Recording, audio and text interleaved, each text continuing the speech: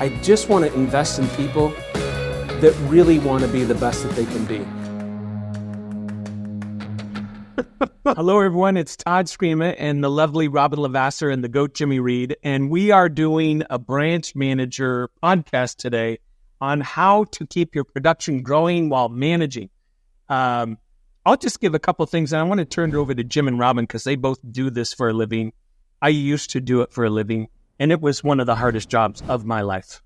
At the peak, I was closing 28 loans a month. The branch was closing 100 with about 8 other loan officers, and it was really hard, like not kind of hard, really hard. And, you get paid the soonest and sometimes the most for personal production.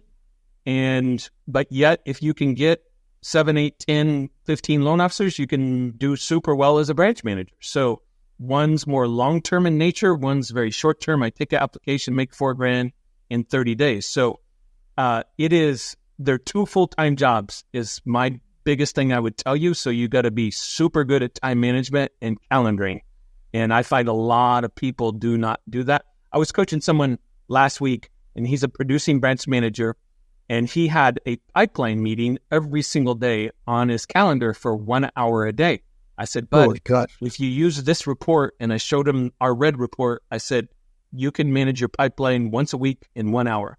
And, he's like, "Well, I've never done it that way." I said, "Well, it's going to save you 4 hours a week. So let's do that." Right. That's 10% of your work hours. So my answer is you got to be super effective with your time, but that's just my opening comment. Jim, how do you do it? I mean, how do you do everything that you do? Because it's hard.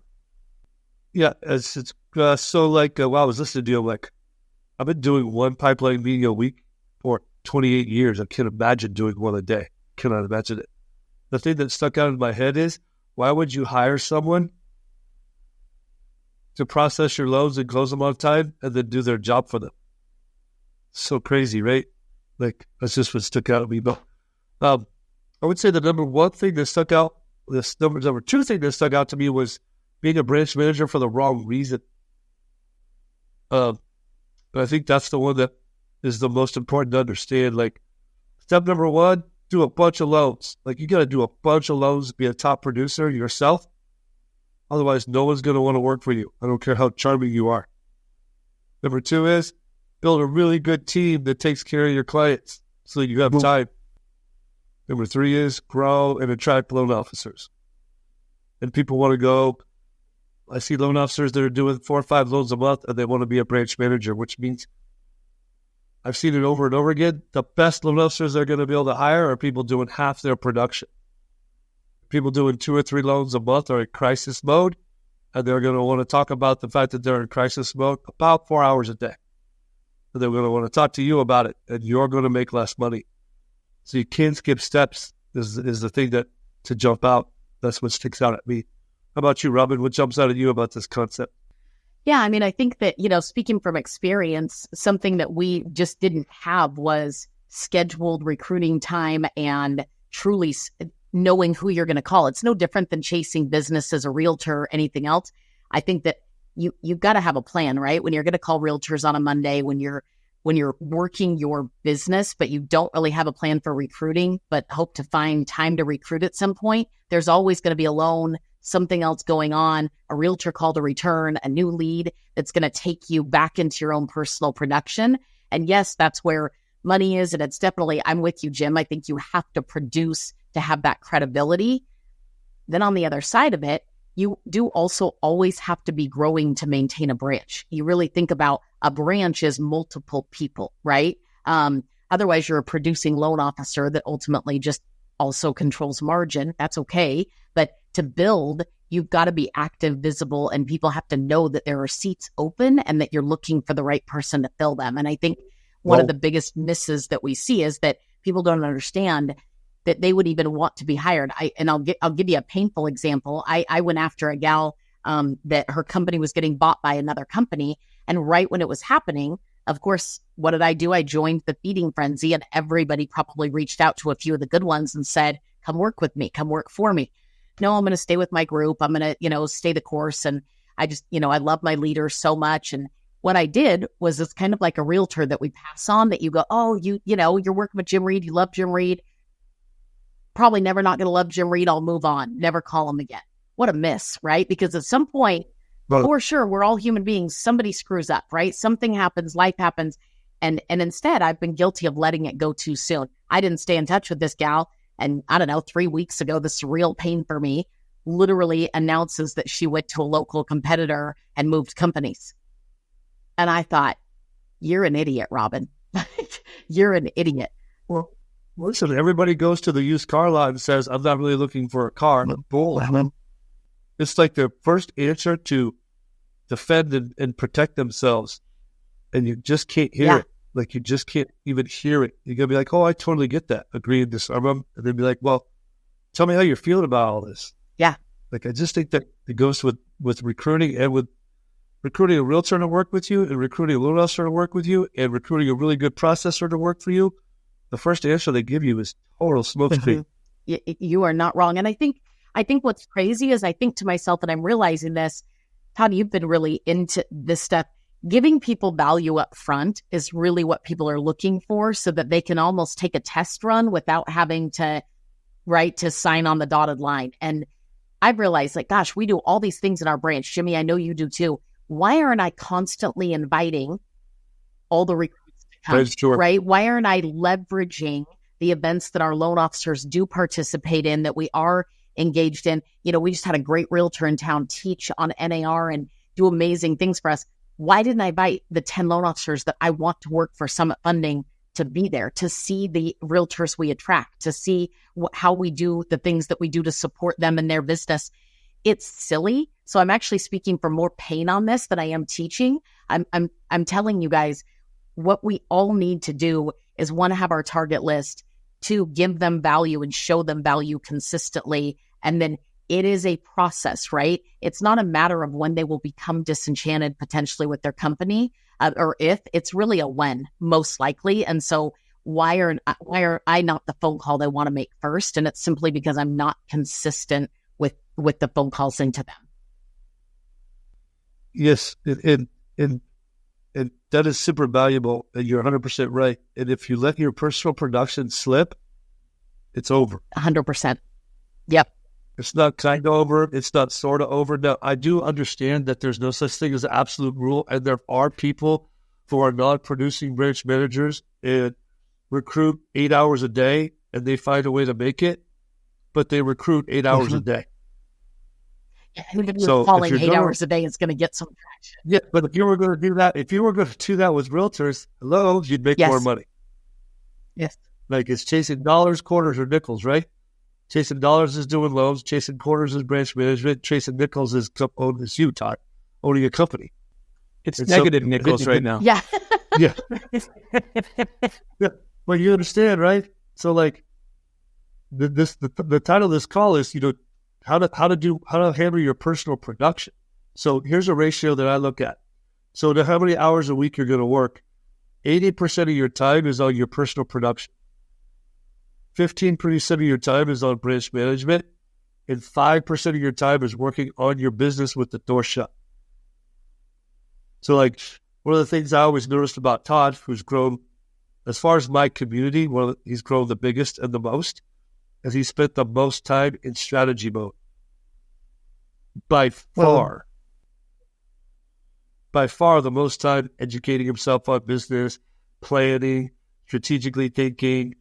And then if you could, conversely, loan officers typically spend zero time on that.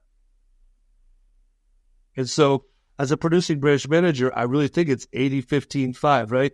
So when is the recruiting time in that 80-15-5, Jimmy? The 15. In the 15.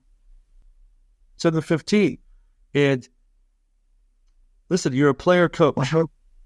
If you're a player coach, what's your focus as being a coach or a player? Being a player. Otherwise, you'd be the coach. I think that if you do, in this market, can we all agree, 10 loans a month, 120 loans a year is really unbelievable. Cool. So if you could do 10 or 12 loans a month, and you're not the best at branch management, people will still work for you. They will, because they want to figure out how to do 10 or 12 loans a month. the most powerful leadership by example I can give you. It's when I see guys and girls who struggle with their personal production. I want to start a branch. Don't do it. Figure out how to do 10 loans a month again. You can do, if you used to, you can again. If you used to, you can again. I swear to you, you can again. You can. You can. Well, and once you can, people will follow you. I just think it's the first step.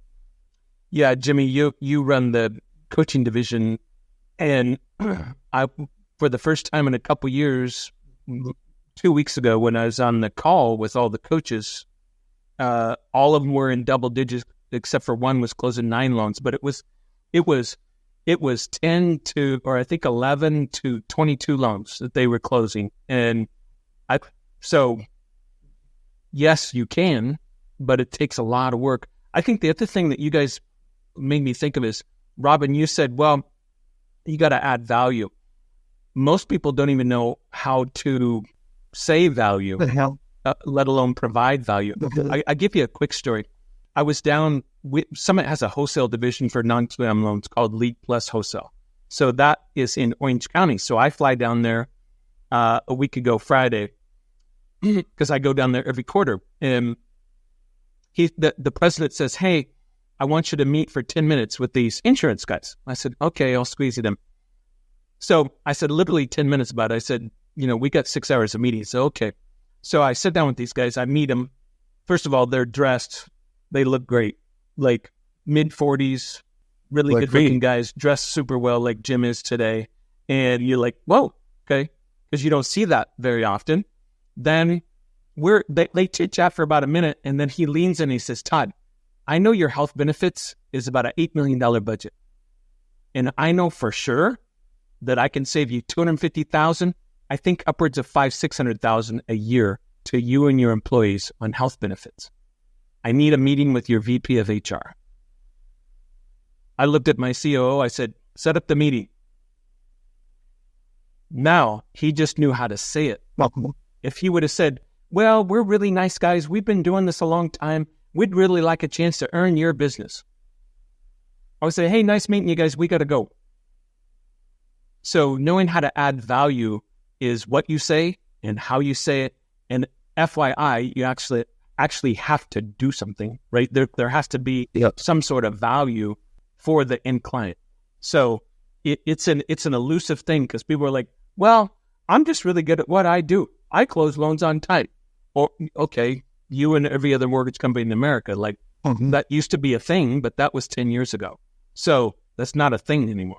So why do people use you? Why should they go to work for you? If you don't have an answer, like I was talking to someone the other day, recruit, and she said, what do you really want, really want to do? She says, I really want to get back to making $250,000 because she had done it prior to the meltdown a few times.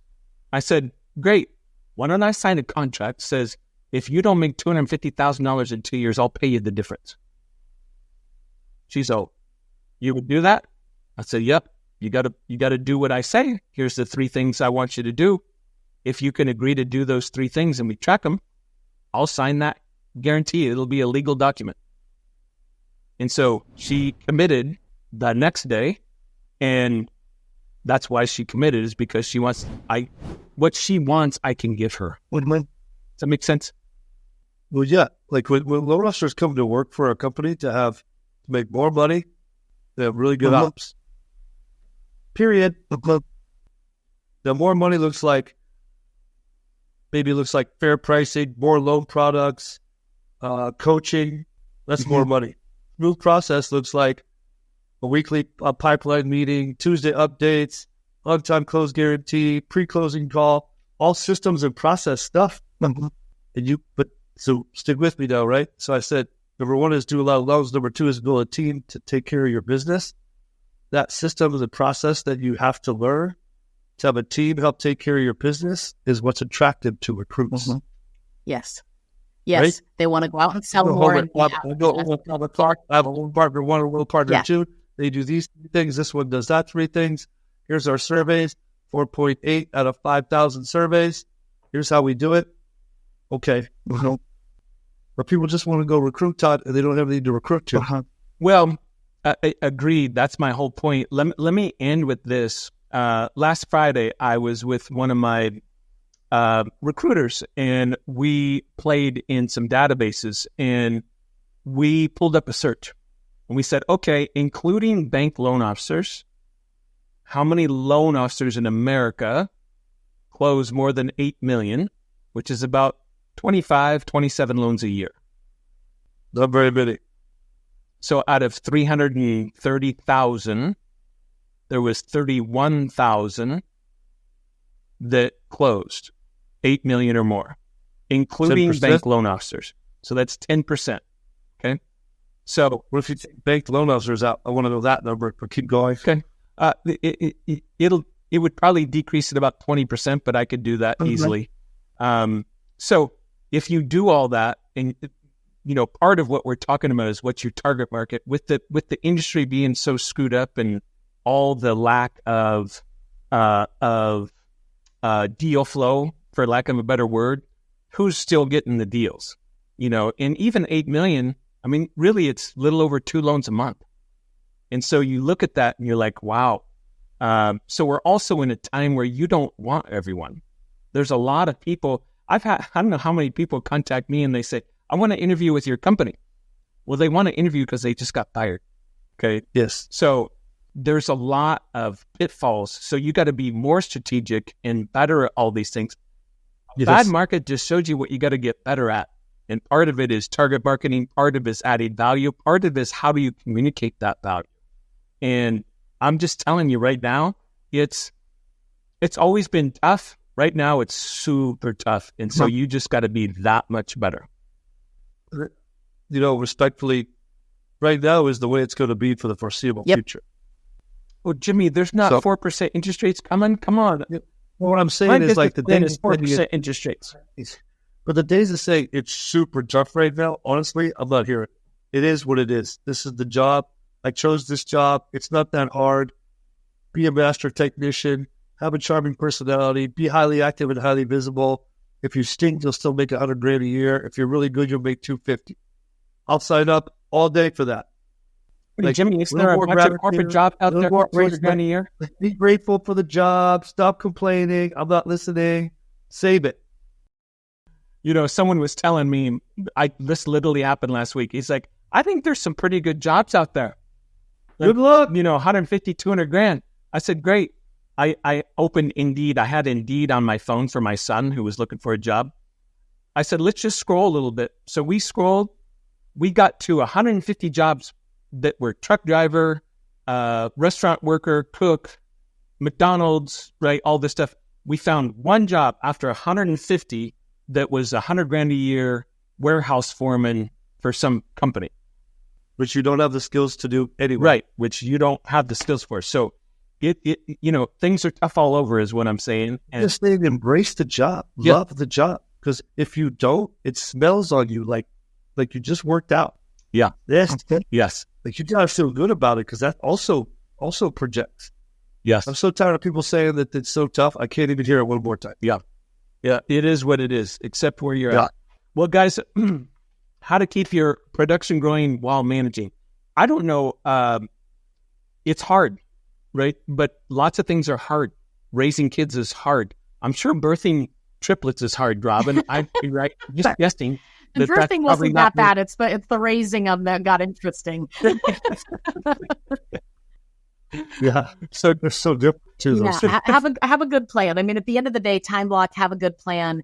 Don't overcomplicate it. Be consistent. I think at the end of the day, that's with anything, right? If you go into business in general, what you're wanting to achieve with those things, you're going to get there. It's when we think we'll get to the time to recruit at some point. You never will if you don't have the plan, time blocked, all of the things set up and ready to go. And you fail a little bit and then you'll win some. So I'll say one last thing. I thought it was very insightful. I talked to a professional recruiting coach last week, and he said, Todd, it's all who you hire. I said, what do you mean? And he referenced some Colby Index is a personality test. He says, you want to hire quick starters, which what I would call a grower or a builder. And that's what he was talking about. Like I would never run a company or a branch and think anything other than my job is to grow it and expand it.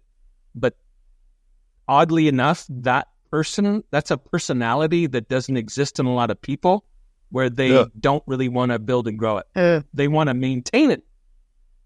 Well, you got to build something to, first of all, maintaining anything doesn't really work. But, people say you're growing or you're shrinking. So you got to maintain it. You got to grow it. So some of it's just a personality style. Like some people get to 5 loans and they want to go to 7. Like deep desire. Some people have 5 loan officers, want to get to 8. And they have a deep desire to do that. And then a lot of people don't. So be honest with yourself about who you are is my point. Okay. John, Jim, Robyn, thank you very much. Appreciate you guys. I got to get my tongue to work. I'm tired. See ya. On that, we're out. Hey guys, one thing, we do a lot of giveaway stuff. So if you are following myself on social, you'll be invited to some events on how to do some of this target marketing or how to add more value. So look for that stuff and sign up for it. It's part of investing in yourself, like Jim said. And I find a lot of people don't do it.